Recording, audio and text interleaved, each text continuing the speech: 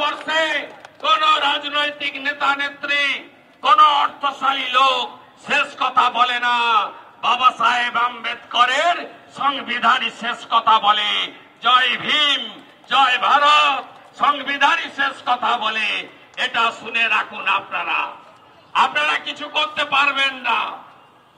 আর SIR নিয়ে আমি বিজেপির কর্মী সমর্থকদের একটা কথাই বলবো, যদি ভণ্ডুল করে, বিএলওকে মারে, ইলেকশন কমিশনকে আক্রমণ করে, ইলেকশন কমিশন বুঝে নেবে। তার দায়িত্ব বিজেপির নয়।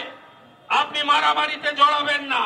কিন্তু বিএলএ-2 যদি বিজেপির আক্রান্ত হয়, শুভেন্দু অধিকারী, শ্রমিক ভট্টাচার্য, সুকান্ত মজুমদাররা গ্যারেন্টি থাকলো লড়ে নেব, বুঝে নেব, হিসাব কষে নেব।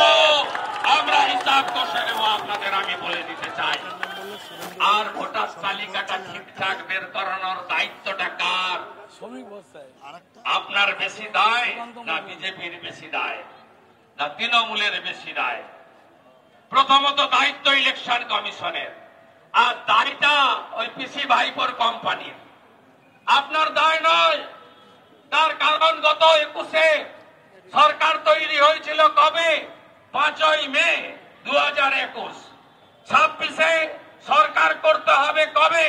2026 4 মে রাত্রি 12টার মধ্যে সরকার তৈরি করতে হবে। আর সরকার তৈরি করতে গেলে 7ই ফেব্রুয়ারি ফাইনাল ভোটার লিস্ট বেরোতে হবে, তাই তো? হিসাব তাই বলে। 7 তারিখে ফেব্রুয়ারি যদি ভোটার তালিকা না বেরোয়, যদি এসআইআর না হয়, যদি করতে না দেয়, বিএলওদের যদি মারতে আরম্ভ করে, যদি বিশৃঙ্খলা তৈরি করে, যদি সিএএ নিয়ে যা করেছিল, ট্রেন পোড়ানো, বাস পোড়ানো, মানুষ মারা, ধুলিয়ান, শামশেরগঞ্জ, মুথাবাড়ি, মহেশতলার মতো করতে থাকে, তাহলে কি হবে? ভোটার তালিকা বেরোবে না।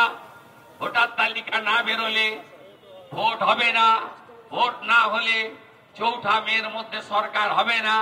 4 মের মধ্যে সরকার না হলে রাত্রি 12টার পরে কি হয়? রাষ্ট্রপতি শাসন হয়।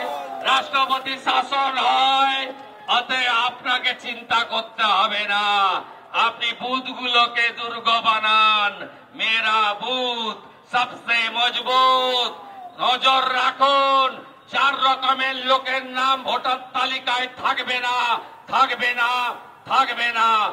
1 মৃত, 2 ভুয়া, 3 ডবল ট্রিপল এন্ট্রি, 4 বাংলাদেশি মুসলমান রোহিঙ্গা। এদের একটা নামও ভোটার তালিকায় থাকবে না, থাকবে না, থাকবে না। আর হিন্দু শরণার্থী আপনাদের জন্য ভারতবর্ষ আছে। আজকে নয়, স্বাধীনতার পর থেকে যখনই অবিভক্ত পাকিস্তান, আফগানিস্তান, আজকের বাংলাদেশিরা, হিন্দুরা ধর্ম বাঁচানোর জন্য বিপদে পড়েছেন, তখনই ভারত মাতা এগিয়ে এসেছে। নরেন্দ্র মোদীজি 19 সালে ঠাকুরনগরে কথা দিয়েছিলেন যে আমাকে সরকার আনতে দিন, আমি সিএএ করব, সিটিজেনশিপ অ্যামেন্ডমেন্ট অ্যাক্ট তিনি করে দিয়েছেন। সিটিজেনশিপ অ্যামেন্ডমেন্ট অ্যাক্ট কবে চালু হয়েছে? 2024-এ 6 মার্চ থেকে চালু হয়েছে। সিটিজেনশিপের সার্টিফিকেট কে কে পেয়েছেন? একটা উদাহরণ দিয়ে গেলাম। গত 22 এপ্রিল পাহেলগামে বস্ত্র সরিয়ে হিন্দু দেখে দেখে কলমা না পড়তে পারার কারণ জন্য যে হিন্দুদেরকে মেরেছিল পাকিস্তানি জঙ্গিরা, তাদের মধ্যে যাদবপুরের বিটন অধিকারী ছিল।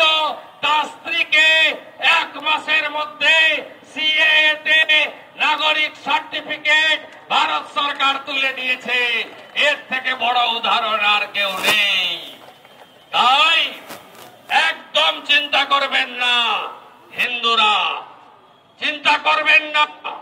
2002-এর পরে যারা এসেছেন, যাদের এখানে জন্ম নয়, বাবা মার জন্ম নয়, তাদের সিএতে অ্যাপ্লাই করতে হবে। এই যে পিসি এবং ভাইপো বলছে না যে সিএতে অ্যাপ্লাই করবেন না, ডিটেনশন ক্যাম্পে চালু চলে যাবে। প্রথমত বলি, যারা হিন্দু, শিখ, খ্রিস্টান, জৈন, বুদ্ধিস্ট, পার্সি, এরা একদম ফুল প্রোটেক্টেড। এর জন্য বড় গ্যারান্টারের নাম নরেন্দ্র দামোদর দাস মোদী। আপনি সিএএ তে অ্যাপ্লাই করুন, বাকিটা ভারতীয় জনতা পার্টি ভারত সরকার বুঝে নেবে। একদম চিন্তা করবেন না। ইতিমধ্যে হাজারে 30,000-এরও বেশি গত কয়েকদিনে সিএএ তে আপিল করেছেন। আমরা তাদের সাথে আছি। তাই আজকের এই কর্মসূচি হাইকোর্টের নির্দেশে করেছেন। আমরা বিফোর টাইমই শেষ করছি।